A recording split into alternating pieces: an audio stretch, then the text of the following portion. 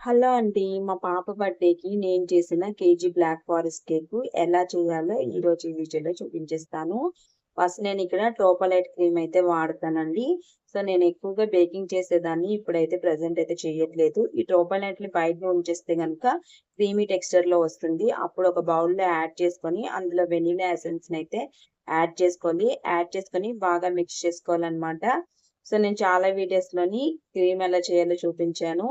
First స్పీడ్‌లో పెట్టుకోవాలండి. First లో స్పీడ్‌లో పెట్టుకొని క్రీమ్ అనేది బీట్ చేసుకోవాలనమాట. సో, నేను ఒక 4, 5 ఇయర్స్ నుంచి బేకింగ్ అయితే చేస్తున్నాను. మా పిల్లల బర్త్‌డేకి కూడా నేనే చేస్తాను. మన ఛానల్‌లోని చాలా వీడియోస్ ఉన్నాయి. విప్పింగ్ క్రీమ్ టిప్స్ కూడా పెట్టానండి. కావాలంటే ఒకసారి చెక్ చేయండి. ఇంకా క్రీమ్ అనేది ఇలా రెడీ అయిపోతుందండి. చెక్ చేయడానికైతే బౌల్ తిరిగేసి చూస్తే కింద పడకుండా ఉండాలనమాట. సో, ఇంతవరకును మీరు ఈ క్రీమ్ అయితే బీట్ చేసుకోవాలి. సో, నేను డిస్క్రిప్షన్‌లోని గటాను ఉంటుంది. కావాలంటే వీడియోస్ ఒకసారి చెక్ చేసుకోవచ్చు ఫస్ట్ టైమ్ చూసినట్లయితే. సో, నేనిక్కడ ఆల్రెడీ కేక్ అనేది బేక్ చేసుకున్నానండి. కేజీ కేకు ఎలా చేసుకోవాలనేది ఇక్కడ నేను ఒక థంబ్‌నెయిల్ చూపిస్తున్నాను కదా! సో, ఆ వీడియోలో కూడా ఉంటుంది. సో, నేను ఆల్రెడీ 2 పౌండ్స్ కేకు, అలాగే కేజీ కేకు ఎలా చేసుకోవాలి అంతా కూడాను చూపించాను. చాలా వీడియోస్‌లోని మెజర్‌మెంట్సు, అలాగే ప్రీమిక్స్ ఎలా తీసుకోవాలి అన్నీ కూడా చూపించానండి.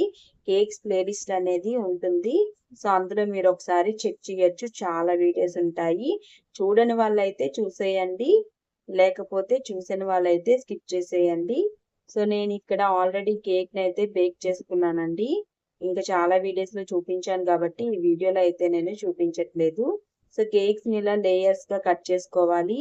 ప్రెజెంట్ అయితే నేను కేక్స్ అయితే చెయ్యట్లేదు. సో, అందుకే అప్‌లోడ్ చేయట్లేదు. సో, బేకింగ్ అనేది స్టార్ట్ చేస్తాను త్వరలోని. అప్పుడు మళ్ళీ కేక్స్ అనేది మీకు అప్‌లోడ్ చేసి చూపిస్తానండి. కేక్స్ ఎలా చేసుకోవాలనేది. సో, చాలా స్పాంజీగా వచ్చింది ఈ కేక్ అనేది. సో, నేనిక్కడ 2 లేయర్సే చేస్తున్నాను. ఎందుకంటే చాలా పెద్ద కేక్ అయిపోతుంది కాబట్టి, పై లేయర్ అనేది తీసేసాననమాట. కిందన క్రీమ్ వేసుకొని, సో, మనము కేక్ అనేది ఒక లేయర్ అనేది పెట్టుకోవాలి. ఇక్కడ షుగర్ సిరప్ అనేది యాడ్ చేస్తున్నానండి. షుగర్ సిరప్ యాడ్ చేస్తే గనుక కేక్ చాలా స్మూతీగా వస్తుంది. సో, ఇంకా క్రీమ్‌నయితే అప్లై చేసుకోవాలి.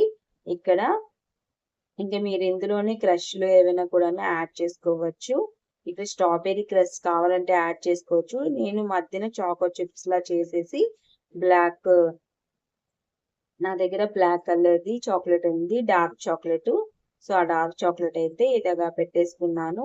సో, 2 లేయర్స్‌లోని ఇలా అయితే నేను ప్రిపేర్ చేసుకుంటున్నాను. ఇంకా చాలా వీడియోస్‌లోనైతే డీటెయిల్డ్‌గా చూపించానండి. కేక్ ఎలాగా ఫినిషింగ్ అన్నీ చేసుకోవాలనేది చూపించాను స్టెప్ బై స్టెప్పు. కావాలంటే ఒకసారి చెక్ చేయొచ్చు. సో, ఇలాగ కేక్ అనేది మంచిగాను మనం స్పాచులాతోని నీట్‌గానైతే చేసుకోవాలి. సో, ఇక్కడ బ్లాక్ ఫారెస్ట్ చేస్తున్నాం కాబట్టి ఎక్కువ ఫినిషింగ్ కూడా అవసరం లేదండి. ఎందుకంటే సైడ్స్ అంతా కూడాను చాక్లేట్ వస్తుంది కాబట్టి అవసరం లేదు బటర్ స్కాచ్‌కైనా దేనికైనా. సో, డిజైన్ చేస్తే మాత్రం బాగా ఫినిషింగ్ చేసుకోవాలి. సో, నేను అప్పటికి కూడాను బాగా ఫినిషింగ్ అయితే చేసుకున్నాననమాట. సో, ఇక్కడ నేను డార్క్ కంపౌండ్‌ది క్రష్ చేసుకున్నాను ఇలాగా. ఈ క్రష్‌నంతా కూడాను చుట్టువైపులాను ఇలాగ అద్దేసుకోవాలి చేత్తో గాని, ఇంకా మీరు స్పూన్‌తో గాని, స్పాచులాతో గాని దేనితోనైనా పెట్టుకోవచ్చు. చేత్తోనైతే మనకి చాలా ఈజీగా అవుతుందండి.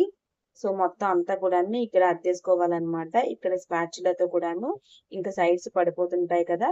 సో, ఆ చాక్లేట్ అంతా కూడాను బాగా అద్దేశాను. ఇక్కడ N1 నాజిల్ యూజ్ చేసి ఇక్కడ ఫ్లవర్స్ అయితే వేసుకుంటున్నాను. సో, డిజైన్ అయితే ఇలా వేసుకుంటున్నానండి. ఇంకా చాలా వీడియోస్‌లో చూపించాను. ఒకసారి కావాలంటే చెక్ చేయొచ్చు. ఇంకా మధ్యలోని ఇక్కడ డార్క్ కాంపౌండ్‌ది ఇంకా ఉంది కదా! ఇంకా తురుమనేది ఉండిపోయింది. చిన్న ముక్కలుగా కట్ చేసుకున్నాం కదా!